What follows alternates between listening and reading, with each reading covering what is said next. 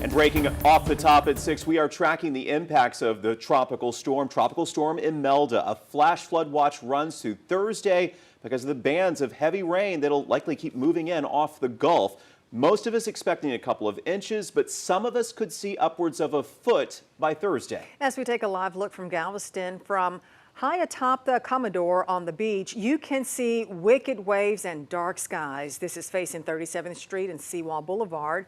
We've seen sheets of rain move ashore over the last hour. Tropical storm warnings are in place from Sargent to Port Bolivar. Tonight, 12 News has live storm team coverage in the storm zone. Keep you informed. Yeah, let's go straight to Chief Meteorologist Patrick Vaughn. Patrick, you've been tweaking the rainfall totals, looking at where these feeder bands may set up. What do you think of tonight? Still think that southeast Texas is going to see some locally heavy rainfall. Flash flooding is now moderate risk as we continue to see quite a bit of moisture being pulled in. The track of the storm is not changed, continuing to move off towards the north and northwest. And by Thursday, you could see to the southwest of Shreveport as a tropical depression as it weakens across southeast Texas. So again, the storm is now over land. It quickly fired up late this morning, became a tropical storm and made landfall early this afternoon, just south of Houston right now and moving towards the north. The flash flood watch is in effect for all of southeast Texas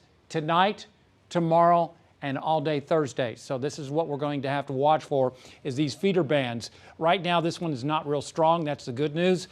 Dumping as much as about an inch per hour in some of the heavier cells may impact Sour Lake, Beaumont, and also to Lumberton if it holds together. Now, a moderate risk of flash flooding for southern and southwestern sections of our viewing area coming up Wednesday morning through Thursday morning. So keep that in mind. Otherwise, anywhere from about 4 inches over towards Newton to as much as maybe 10 inches, possibly even more over towards Saratoga. Here's our impact. Anywhere from 4 to 9 inches, an isolated 12-inch total is possible through the next 3 days. There's a moderate risk of flash flooding locally. Gusty southeasterly winds at times 20 to 25 miles an hour in some of these feeder bands, and an elevated risk of some coastal flooding along Highway 87, particularly at around high tide. Coming up, we'll talk about more over the next 3 days and what we can expect locally in southeast Texas. All right, Patrick, with the breakdown there, you know, we have been tracking this tropical disturbance for days. It was a storm that had almost no chance of developing, but it had other plans. But